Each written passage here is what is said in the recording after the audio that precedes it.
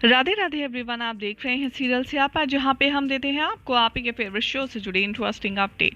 आज रात के राधा कृष्ण के एपिसोड की शुरुआत में भार्गवी श्रीनिवास से आज्ञा लेकर के जाएगी महल और वासुदेव का दिया हुआ तोहफा लौटाने के लिए सज्ज हो जाएगी। यहाँ पर पद्मावती इंतजार कर रही होती है श्रीनिवास का, और यहाँ पर धीरे धीरे करके वो कदम बढ़ाती हैं महल की ओर, और भार्गवी यही सोचते नजर आती हैं कि वासुदेव को मिलते ही वो ये तोहफा लौटा देंगे। यहाँ पर वासुदेव अपने मित्र से बात कर रहे होते हैं, तभी बातों ही बातों में वो बताते हैं कि दोनों ही यानी कि भार्गवी के पिता और तुम्हारे पिता सभा में व्यस्त हैं, तुम चाहो तो वहीं जाकर के भार्गवी संग विवाह की बात कर सकते हो। यहाँ महल में आ जाती है भार्गवी और वासुदेव के बारे में पूछने लगती है।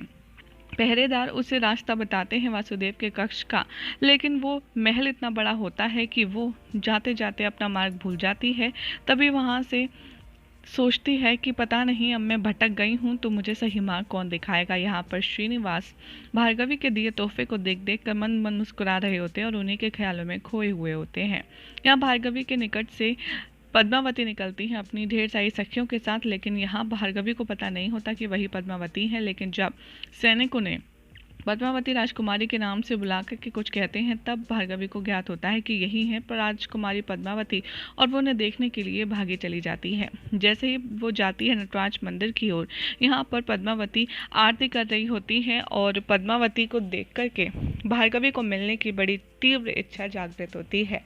और वो जैसे ही पद्मावती का नाम लेती है, तेज हवाएं चलती हैं और पूरा जो तिलक का सिंदूर होता है जो पूजा थाल में रखा होता है वो फर्श पर गिर जाता है, और भार्गवी के पैरों के जो चिन्ह हैं वो उस पर अंकित हो जाते हैं। ठीक उसी तरह जिस तरह गृह प्रवेश में किसी लक्ष्मी स्वरूप के पैर के चिन्ह बन जाते हैं। इसे देखकर पद्मावती कहती है कि कौन हो तुम? तुम्हारे पैर तो इस मंदिर में ऐसे पड़े हैं कि मानो साक्षात लक्ष्मी ने ही कदम रखा हो। और भार्गवी भी पलटकर अपने पैर देखती है तो उसे आश्चर्य होता है। यहाँ पर भार्गवी अपने इंट्रोडक्शन देती है और बताती है कि वो कौन है और किस कार्य से आई है। तभी भार्गवी को सही मार्ग बताते हुए वो वासुदेव के पास भेज देती हैं पद्मावती, और बहुत ज़्यादा प्रसन्न हो जाती हैं। इधर दिखाया जाएगा कि राजसभा में सिर्फ दोनों होंगे राजकक्ष में, ऋषि भृगु और वासुदेव के पिता, वो दोनों बात कर ही रहे होंगे, और जो दरबान होगा वो वासुदेव को अंदर घुसने की इजाज़त नहीं देगा।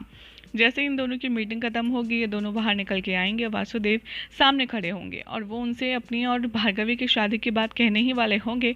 तभी ढूंढते ढूंढते भार्गवी वहाँ पहुँच जाती है। यहाँ पर भार्गवी वासुदेव का नाम पुकारती है और कहती है कि मुझे आपसे कुछ बात करनी है, और भार्गवी वासुदेव को लेकर के वहाँ से चली जाती है, और फिर वो उनका दिया हुआ तोहफा उन्हें लौटा देती है। और ये देख कर के वासुदेव काफ़ी ज़्यादा क्रोध में आ जाते हैं। यहीं आ जाएगा एपिसोड का ट्विस्ट, जहाँ पर वासुदेव को ये क्लियर हो जाएगा कि भार्गवी के मन में कोई भी ऐसी बात नहीं है जैसा कि वो सोच रहे थे। दोस्तों, आज रात के एपिसोड में यही कुछ देखने के लिए आपको मिलेगा, और ऐसी मज़ेदार अपडेट्स के लिए चैनल को सब्सक्राइब करें, वीडियो को लाइक शेयर करना ना भूलें।